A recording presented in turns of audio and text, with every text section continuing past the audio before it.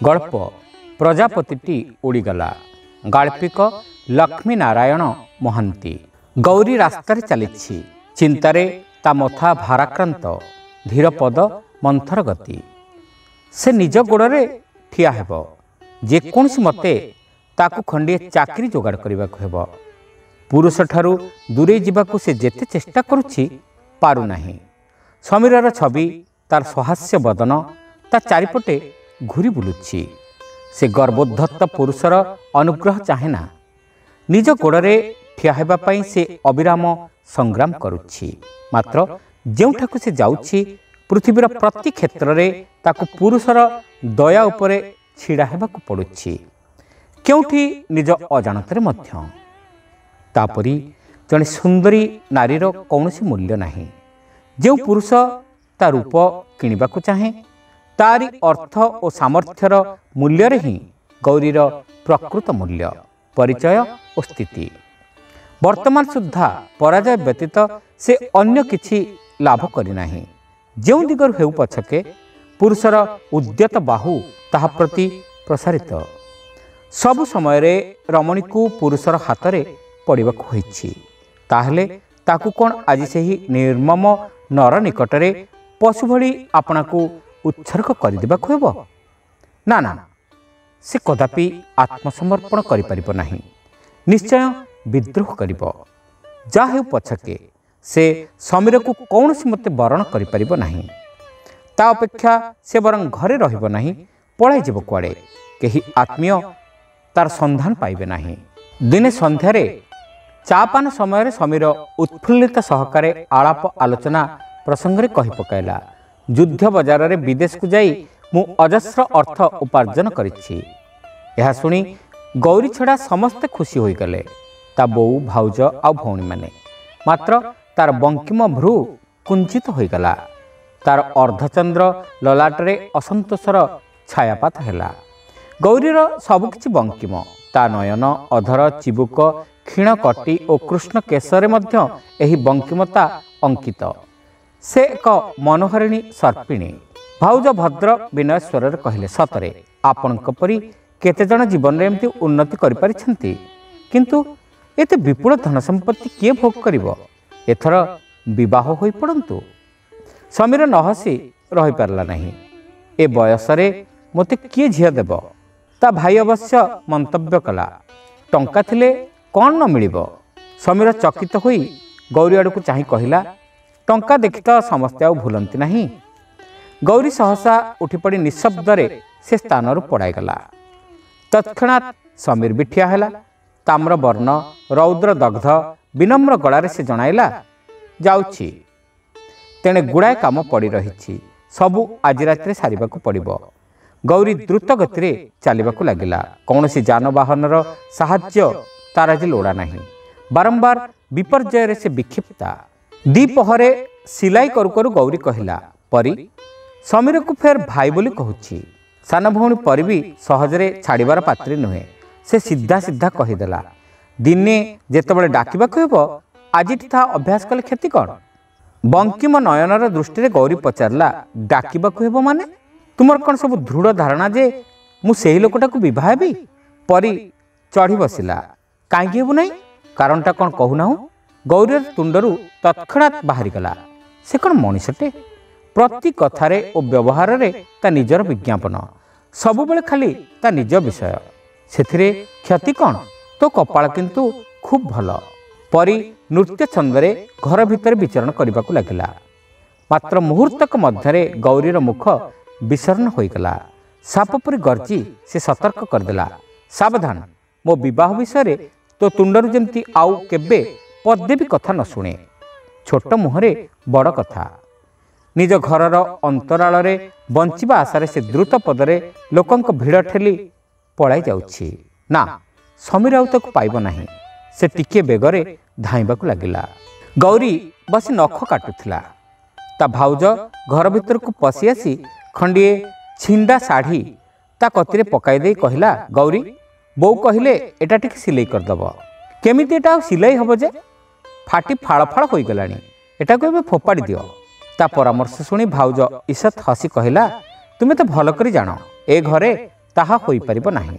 କେତେଦିନ ଆଉ ନିଃସ୍ୱ ଦରିଦ୍ର କାଙ୍ଗାଳଙ୍କ ଭଳି ଚଳିବ? ଘରର ଚାବିକାଠି ତ ତୁମରି ହାତରେ। ଥରେ ହଁ କରିଦେଲେ ଏ ଘରର ଚେହେରା ବଦଳିଯିବ। କ୍ରୁଦ୍ଧା ନାଗୁଣୀର ବିଦ୍ୱେଷରେ ଗୌରୀ କମ୍ପି ଉଠିଲା।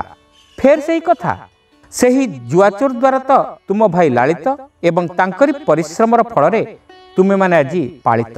ସେ ତାଙ୍କ ଅଫିସରେ ତୁମ ଭାଇଙ୍କୁ ଚାକିରି ଖଣ୍ଡିଏ ନ ଦେଇଥିଲେ ଆମେ ସମସ୍ତେ ଏତେବେଳକୁ ଜଳି ପୋଡ଼ି ପାଉଁଶ ହୋଇଯାଇଥାନ୍ତେ।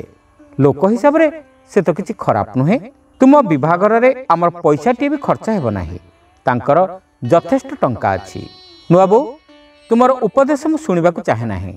ତାର ଅଗଣିତ ଟଙ୍କା ଥାଇପାରେ, ମାତ୍ର ତାର ଶିକ୍ଷା ନାହିଁ, ସଂସ୍କୃତି ନାହିଁ, ସଂସ୍କାର ନାହିଁ। ନିଜର ସଂସ୍କୃତି ନାହିଁ ବୋଲି ତ ତମରି ଗୁଣରେ ଓ ପ୍ରତିଭାରେ ତାର ଲୋଭ। ନହେଲେ ତୁମେ ବା ତାଙ୍କ ପକ୍ଷରେ କେଉଁ ଅସାଧାରଣ କି? ହତାଶ କଣ୍ଠରେ ଗୌରୀ କହି ପକାଇଲା, ଆଚ୍ଛା, ମୁଁ ଗୋଟାଏ ଚାକିରି କଲେ କେମିତି ହୁଅନ୍ତା? ତୁମକୁ କିଏ ଚାକିରି ଦେବ? ଅଫିସରେ ଚାକିରି କରାଇ ଦେବା ପାଇଁ ବା ତୁମ ପଛରେ କିଏ ଅଛି? ଗୌରୀର ଚମକ ଭାଙ୍ଗିଗଲା। ସତେ ତ? ସେ ତା ଗତିର ବେଗ ଆହୁରି ବଢ଼ାଇ ଦେଲା, ମାତ୍ର ଫଳ ବିପରୀତ ହେଲା। ଅନ୍ୟମନସ୍କତା ହେତୁ ଚଳନ୍ତା ବସ୍ର ଧକ୍କାରେ ସେ ରାସ୍ତା ଉପରେ ଅଚେତ ହୋଇ ପଡ଼ିଗଲା। ସନ୍ଧ୍ୟାରେ ସୁଶୀତଳ ସମୀରରେ ପ୍ରକୃତିସ୍ଥ ହୋଇ ତା ଚାରିପଟେ ଟିକିଏ ଦୃଷ୍ଟି ବୁଲାଇ ଆଣି ଗୌରୀ ଶୋଇ ରହି ଧୀର କଣ୍ଠରେ ପଚାରିଲା, ମୁଁ ଏଠାକୁ କେମିତି ଆସିଲି? ଚାକରଟିଏ ଦୁଆର କତିରେ ବସିଥିଲା। କହିଲା, ଆପଣ ଡାକ୍ତରଖାନାରେ ଏହି ଠିକଣା କହିବାରୁ ସେମାନେ କାରରେ ଆଣି ଆପଣଙ୍କୁ ଏଇଠି ଛାଡ଼ିଦେଇ ଗଲେ। ସମୀରର ସୁସଜ୍ଜିତ ପ୍ରାସାଦ। ଗୌରୀର ଅବଚେତନ ମନ ଏଠାକୁ ଆସିବା ପାଇଁ ନିର୍ଦ୍ଦେଶ ଦେଇଛି। ବିପଦ ସମୟରେ ନିଜ ଅଜ୍ଞାତ ସାରରେ ତା ତୁଣ୍ଡରୁ ଏହି ଠିକଣାଟି ବାହାରି ଯାଇଛି। କିନ୍ତୁ ନିଜ ଘରର ଠିକଣା ନୁହେଁ। ତାର ଆଉ ସଂଶୟ ନାହିଁ, ବରଂ ଏହା ହିଁ ଭଲ।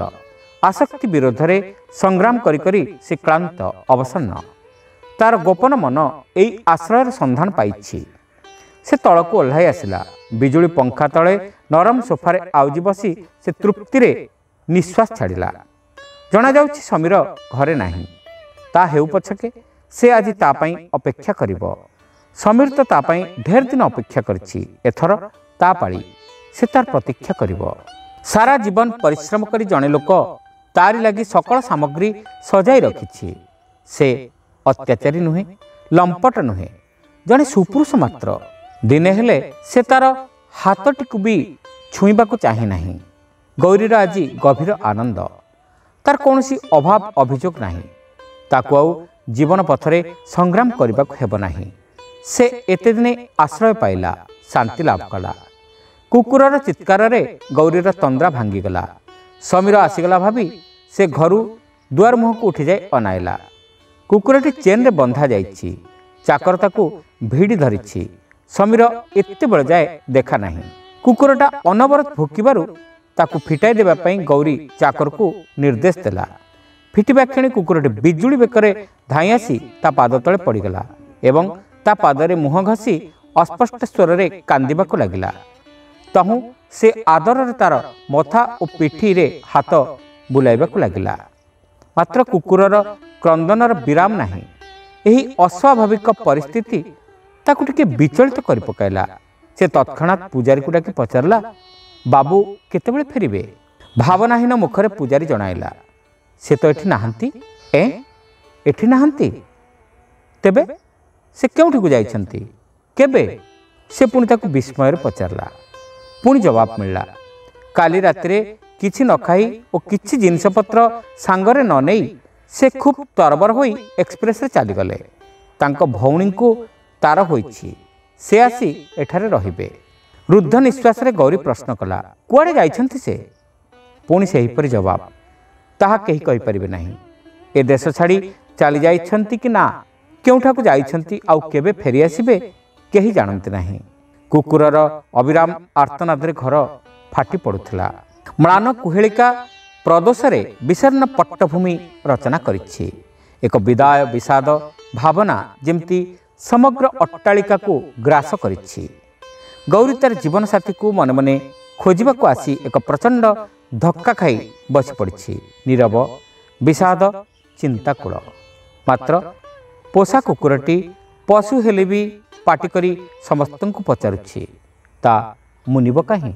ଶ୍ରୋତାବନ୍ଧୁ, ଏଇଠି ଶେଷ ହେଲା ଗଳ୍ପ ପ୍ରଜାପତିଟି ଉଡ଼ିଗଲା। गपटी आपमनकु केमिति लागिला कमेंट करी निश्चित जणाइबे। चैनल नुआ होइतिले सब्सक्राइब करने को भूलिबे नहीं। कहलु नमस्कार।